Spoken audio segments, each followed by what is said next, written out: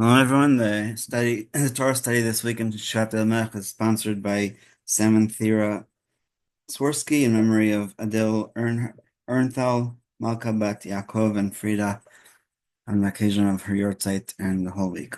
So I wanted to review this verse because I don't think we actually saw it in the wording of Yeshayahu. This is the Haftarah that we read on Shabbat and Rosh Chodesh. Im tashiv Shabbat raglecha, which means if you refrain from trampling the Shabbat, very similar to the parsha of Parshat Ekev, which means that your feet are doing something. So the rabbis learned from that we're not allowed to run on Shabbat, except for Dvar Mitzvah, like if you're late for shul or shiur Torah. From pursuing your affairs on my holy day, that's chafatzecha. So things that are specifically related to things that you think that you have time on Shabbat, so that's when you're going to do it. And we're not necessarily talking about mamash melacha because melacha is obviously forbidden, but Isaiah is saying even things that are just like planning or thinking about. That's what we were concentrating on the first halachot here. Um, Bekarata Shabbat Oneg, and so you should call the Shabbat a delight and Nikdosh Hashem Chubad and Mechabed Shabbat. And if you all do all this, and the last three things are Me'asot Drochecha, which means walking for your own good or own needs. Nimtzoch Eftecha, same word as before, Asot Chafatzecha. So again, these things that you do on Shabbat that aren't for Shabbat, and Vedaber Davar, not even talking about things like that, and that's what we were discussing. So we're going to talk today about business.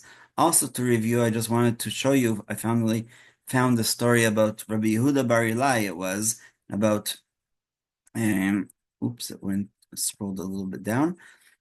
So this is the Talmud in Shabbat, page 150.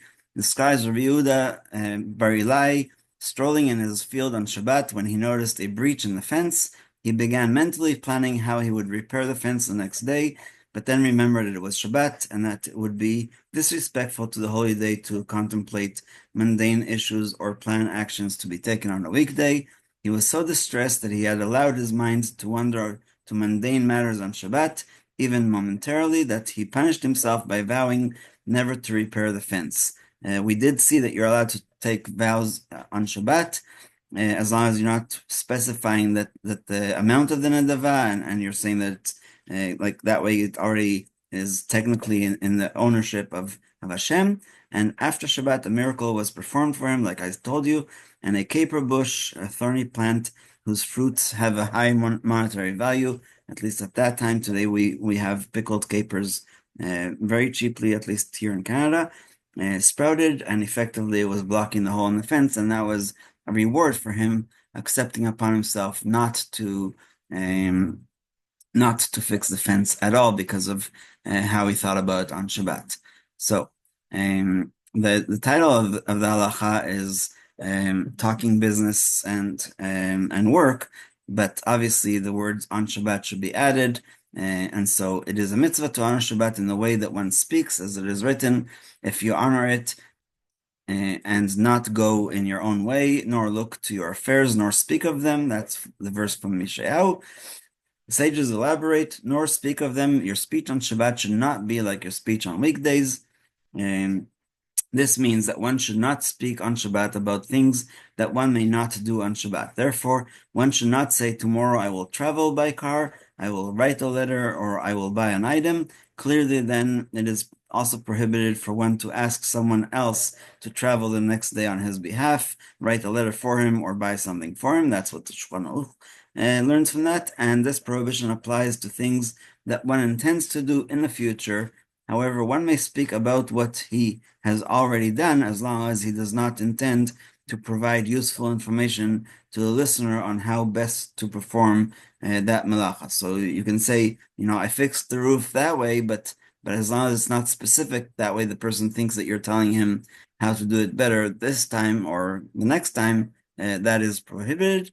And so practical examples, the prohibition applies to talking about actions prohibited on Shabbat. In contrast, one may think about them, thus the sages expound Speaking about mundane matters is forbidden, but thinking about them is permitted. And I think in the wording of my Yedidut, it says hirhurim mutarim. You're allowed to contemplate or think about them, but you're not allowed to expressly say that, and so speech that merely alludes to a melacha is considered thinking and is thus permitted. For example, while one may not say tomorrow I will phone so and so, one may say tomorrow I will speak with so and so, even though it is clear that he will do so by phone. Similarly, one may not say tomorrow I will drive to Jerusalem, since traveling by motor vehicle is prohibited on Shabbat, but one may say tomorrow I will go to Jerusalem, since one can go by walking. And even though Jerusalem is outside the Tchum, theoretically one could build an eruv to Jerusalem, and it would be permitted to walk there on Shabbat. Just an example from Mishnah in Yoma. In Yoma it says that they built a eruv from one sukkah to the other for the 40 kilometers it took to go from Yerushalayim to the mountain where they would roll down the goat on Yom Kippur. And those sukkot were actually would provide food and water for the person, because it was pikuach nefesh for the whole people of Israel if he didn't make the walk.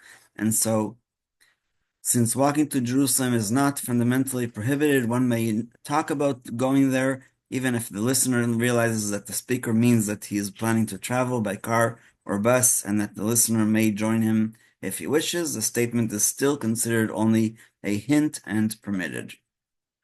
Similarly, if one plans to travel by cab after Shabbat, on Shabbat, he may ask his friend who is a cab driver, do you think you will be able to come over after Shabbat? Like we gave an example earlier in this chapter where we talked about a plumber or somebody else from the community who does handiwork.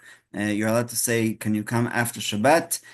Since he has not asked the friend to come with his cab in order to drive him, and also what we gave example about the plumber or the other handymans, that they understand that we need them to do some work in the house, but we're not talking about the work or the business on Shabbat. Then, even though his friend understands that this is what is meant, it is not prohibited. However, he may not say to the cab driver friend, come over after Shabbat, please, because an allusion is the imperative form is prohibited. So again, you can say, are you able to come after Shabbat? And yes or no is just yes, I can, or no, I can't. Following the same principle, one who wishes to hire a worker on Sunday may say to him on Shabbat, I hope to see you on Sunday, but he may not say, please come on Sunday.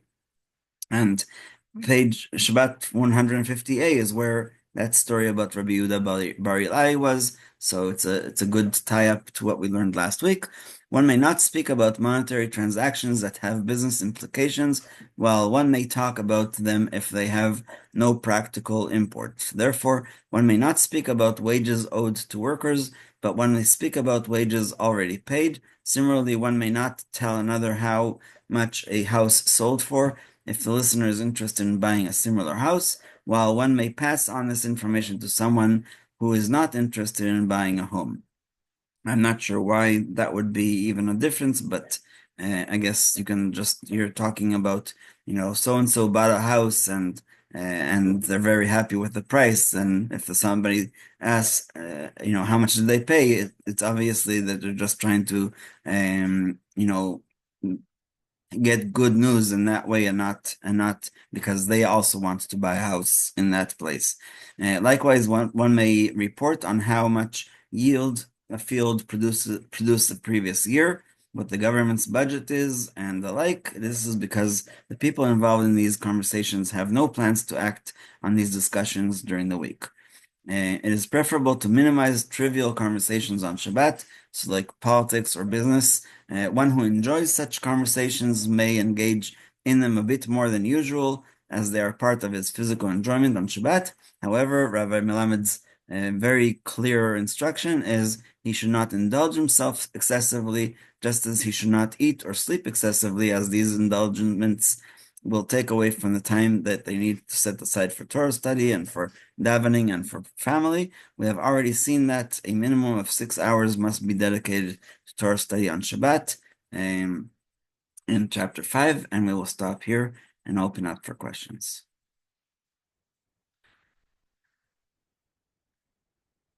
Shkoyach, thank you. Beautiful.